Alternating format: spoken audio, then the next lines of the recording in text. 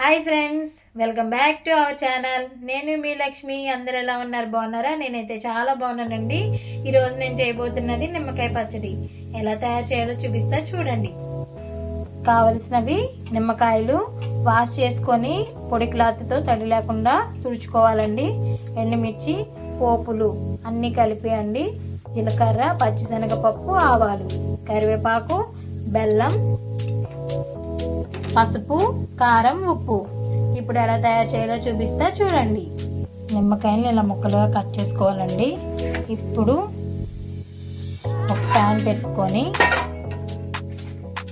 Gas stove వెలిగించుకుందామండి. అందులో oil వేసుకుందాం. కొంచెం ఎక్కువే వేసుకోండి.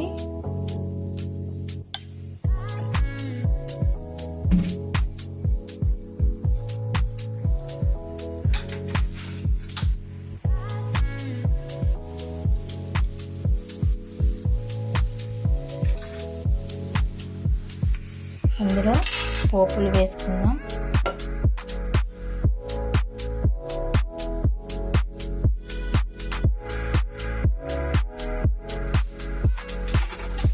ఎండుమిర్చి, కరివేపాకు,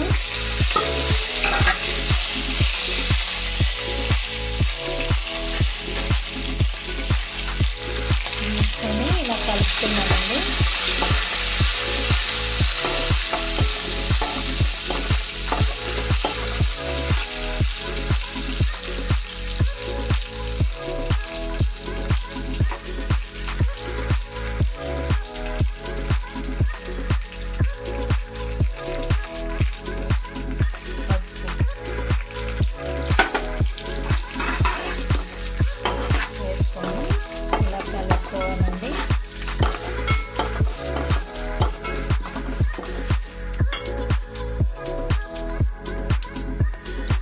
ఇందులో నిమ్మకాయని కట్ చేసుకున్నాం కదండి, అవి వేసేసుకుందాం.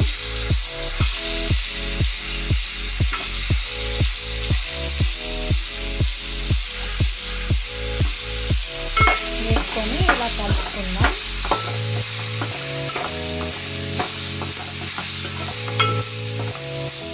మూత పెట్టుకొని సిమ్లో మగ్గించుకుందామండి. సాల్ట్ వేసుకొని కలుపుకుందామండి.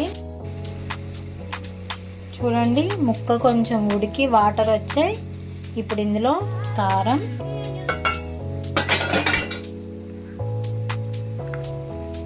బెల్లం,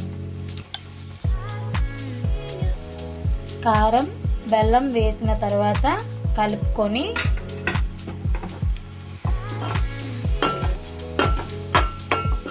మూత పెట్టేసుకుందామండి.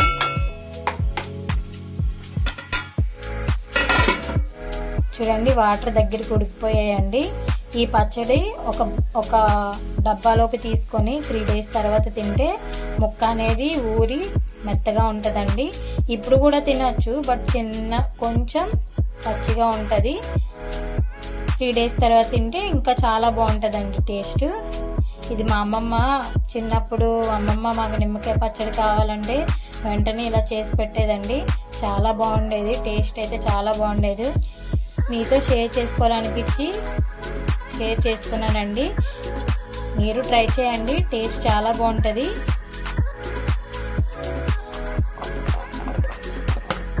చూసారు కదా సింపుల్గా ఎలా తయారు చేయాలో.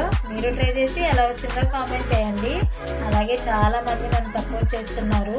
మీ అందరికీ పేరు పేరున మనస్ఫూర్తిగా థ్యాంక్ యూ చెప్తున్నాను. మీ సపోర్ట్ ఎప్పుడూ నాకు ఉండాలండి. ప్లీజ్ ఫాలో చేస్తూ సబ్స్క్రైబ్ చేయండి. Thank you, bye.